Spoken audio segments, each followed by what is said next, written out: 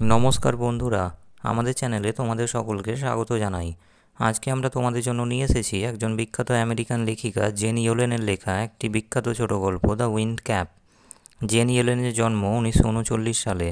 তার লেখা কয়েকটি বিখ্যাত বই হলো the devil's arithmetic, the Holocaust novella, the simple prince, wizard's hall ইত্যাদি।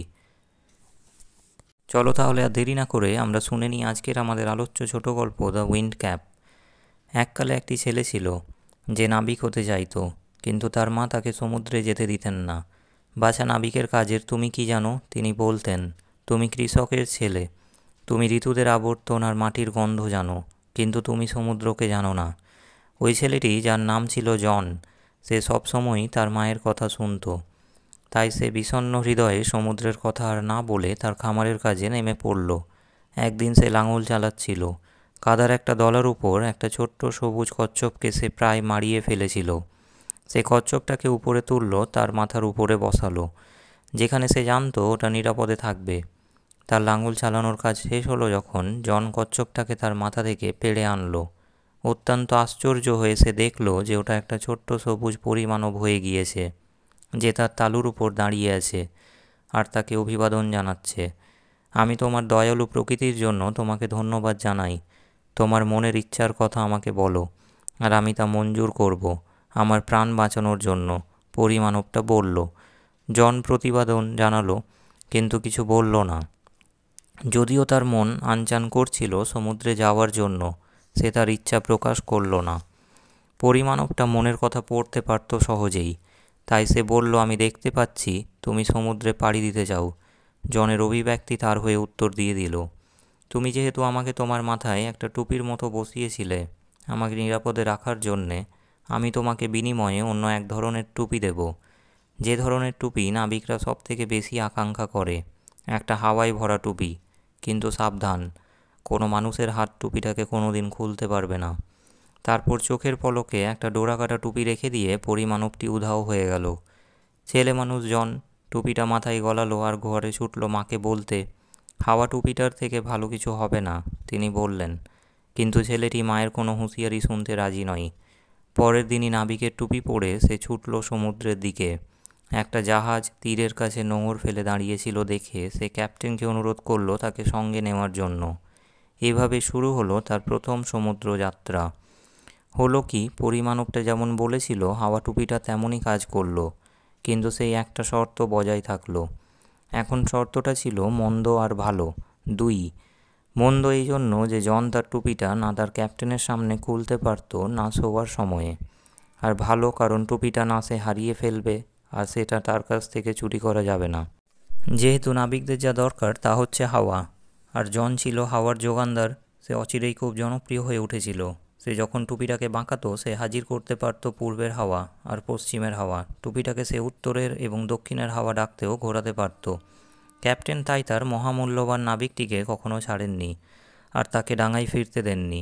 1 বছর আর 1 দিনের জন্য ছেলে মানুষ জন ডাঙায় পা রাখেনি। শুধু ঢেউয়ের প্রচণ্ড আন্দোলন ছাড়া আর কিছুই সে দেখেনি। শীঘ্রই তার মনে ডাঙা দেখার তীব্র আকাঙ্ক্ষা জেগে উঠল। ও, আমাকে শুধু 1 দিনের জন্য ডাঙায় যেতে দিন, সে ক্যাপ্টেনকে আর্জি জানালো যখন ডাঙা তার নজরে পড়ল। সে কথা দিল যে সে ফিরে আসবে, কিন্তু ক্যাপ্টেন অনড় রইলেন। যাই হোক, জন ডাঙার স্বপ্ন দেখা থামাতে পারল না। এক শান্ত দুপুরে সে গভীরভাবে ঘুমিয়ে পড়ল, আর আবার স্বপ্ন দেখতে থাকলো। তার অজান্তে জাহাজটা এসে দাঁড়ালো তার পুরনো খামার থেকে সামান্য কিছুটা দূরেই। জনের স্বপ্নের মধ্যে ঋতুগুলো তাড়াতাড়ি বদলাতে থাকলো, আর প্রত্যেকটা ঋতু যেভাবে আবর্তিত হলো জনও সেভাবেই পাশ ফিরতে লাগলো তার বিছানায়। একই সঙ্গে তার মাথার টুপিটাও গোল গোল করে এদিক ওদিক পাক খেতে লাগলো। ব্যাপারটা পরিষ্কার আকাশ থেকে হঠাৎ দমকা ঝড় ডেকে আনলো, যা কোনো সতর্কবার্তা বিনায় আছড়ে পড়ল জাহাজটার ওপরে। ঝড়টা জাহাজটার চারদিকে বাই বাই করে ঘুরতে ঘুরতে পালগুলোকে ছিঁড়ে ফেলল, আর মাস্তুলগুলোকে মড়মড় করে ভেঙে ফেলল। যত নষ্টের গোড়া ও। নাবিকরা আর্তনাদ করলো। তারা রাগে আর ভয়ে চিৎকার করতে লাগলো আর চেষ্টা করলো তার মাথা থেকে টুপিটাকে ছিঁড়ে বের করতে।